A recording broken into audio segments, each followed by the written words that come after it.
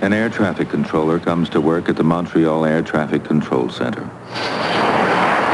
His name is Claude Bizarro.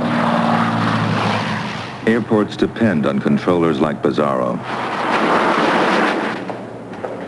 Air traffic controllers are subjected to high levels of stress on the job. At the start of every shift, Claude Bizarro has to read and acknowledge the day's memos. Bizarro, 40, is a married man with 2 children, and he's a loner. Already, the inevitable routine has set up a conflict between his feelings of independence and the knowledge that he'll be spending several of the next hours, an hour on, an hour off, earning his daily bread in a large, windowless cavern.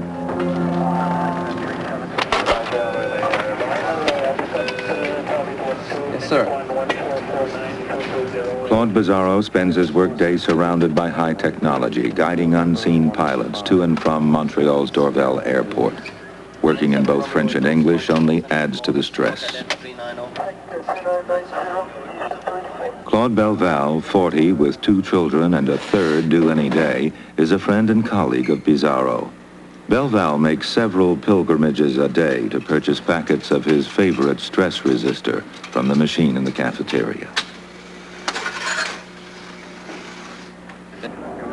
But even during the most boring moments, there is always the fear of losing track of one of the airplanes stacked up on the board. Montreal, do you read me now? And watching over them all is the new young boss, another inescapable source of stress. You can't fight your boss, nor can you flee your job. No one can predict when an airplane will have a problem. 29.5.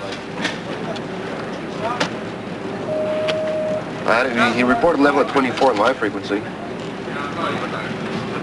And the messages keep coming. Phone messages, boss messages, plane messages. Second 75, Montreal. Would you confirm that you're level 240? He says he's level 24, Toronto. He's coming on 3563.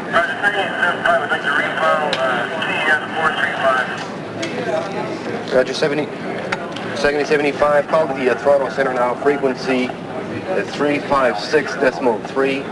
And go ahead, you're passing radial from Val d'Ortac, please. Unrelenting low-level stress keeps the messages from the limbic system flowing to the frontal cortex.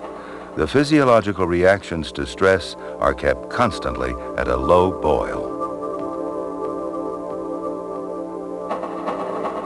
In the world of the air traffic controller, the constant stress means that the locus ceruleus is frequently active, releasing the neurotransmitter norepinephrine in the brain.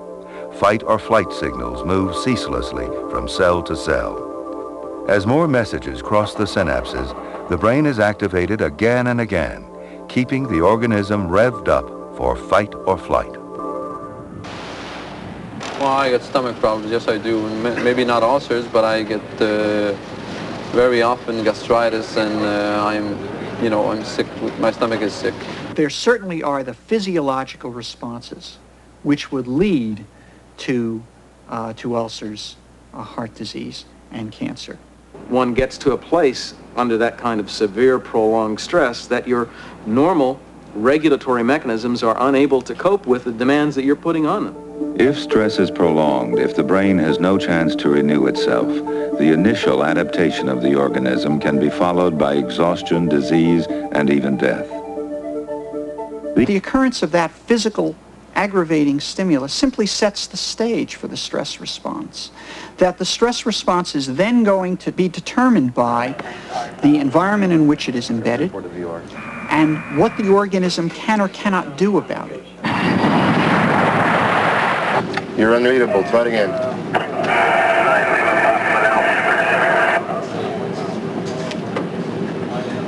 I'm sorry, I just can't make you out.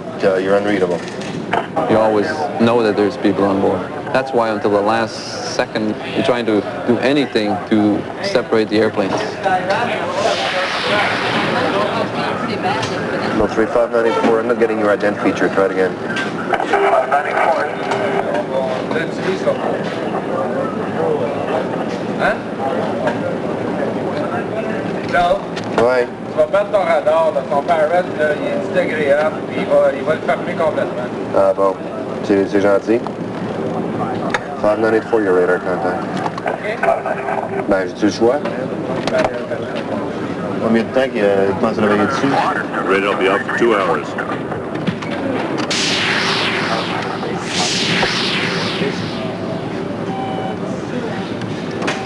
I'm sorry, 537, I can't make you out. Try it again, please. Is the spacing for 537? Spacing, you're spaced according to standard IFR. Well, we just want to know if we're getting close to somebody. First air is on the, just landed now into the wing. As soon as you're well clear of traffic in Val-d'Or, we'll be able to give you lower in the wing. The unceasing alert signals from the limbic system eventually overwhelm the frontal cortex. The ability of the locus ceruleus and the rest of the stress network to cope is exhausted. The balance between the limbic system and the cortex goes to pieces, leading to erratic behavior. Now, finally, the radar comes back on. All the airplanes are still in the air.